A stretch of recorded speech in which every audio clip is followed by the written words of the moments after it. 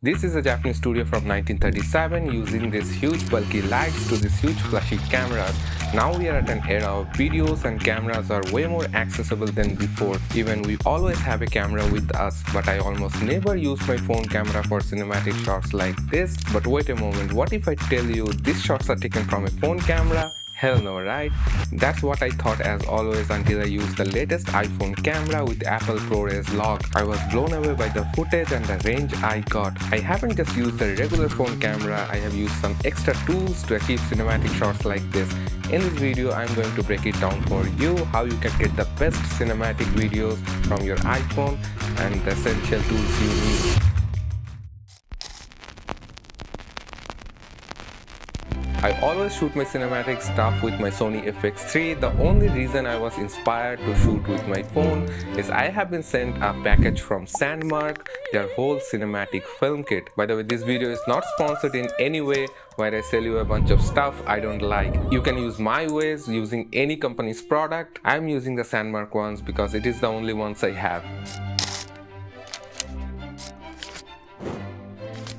First tool you need is an iPhone which can shoot in Apple ProRes Log because we have to use color grading. Normal phone footage color will break very easily if we push the colors too much. Second must have is ND filters as we are going to shoot outside and we want our shutter speed to 24 fps and ISO as low as possible. You can grab these filters from Saramonic if you want, but any type of ND filter will work. If you choose the Saramonic one, you will get a case like this where you can attach your filters and lenses. If I have to recommend only one tool to make your iPhone footage look cinematic, it will be an ND filter. Link in the description if you want the Saramonic one. An anamorphic lens. This is not necessary, but I have used it as I have one. This makes the footage extra cinematic. If you want to attach lights, mics and other accessories to your phone, you can use a phone cage like this. I personally don't like phone cages as it ignores the point of using a phone.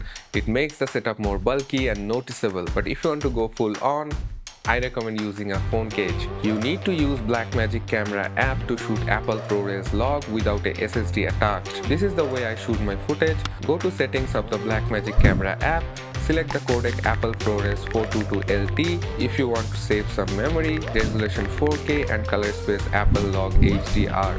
It will turn your footage washed out to capture the most dynamic range. Turn on the display LUT and select the LUT Apple Log to Rec 709. Turn off the LUT to clip, otherwise it will bake the LUT into your footage. One more thing, try to use the main camera as much as possible to get the best results. So select the 24mm focal length. That's all you're gonna need. It's not the tools that matters, it always matters how, when and where you are shooting. In case of how to shoot is always try to shoot from the shadow side for more depth. Put the subject between the light source and try to use lights as composition for pleasing footage. Capture a wide, medium and close-up of the same shot to cover shot variation. Try to shoot in golden hour or blue hour or cloudy days as it turns the whole sky as a giant softbox. Try to avoid shooting when the sun is on top. But if you have to shoot middays, try to use trees, shades, buildings and focus on the composition, and in that scenario a ND filter will help a lot. Where to shoot that I cannot tell you because I don't know where are you now, but phone footages look better outside than inside houses unless you have an artistic house like this. I use DaVinci Resolve for color grading. I don't do it too much on the phone footage. I convert the log footage to DaVinci Wide Gamut color space, which is a broader color space, and then convert it to Rec 709 as it is the output we need.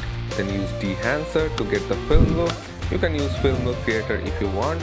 Fix the exposure and shift some colors in the shadows, midtones and highlights, that's all. If you follow these techniques, you should have cinematic footage as I have. If you watched the video so far, please drop a like and let me know how much it helped you. Anyway, that's all for this video. See you in the next one. Peace.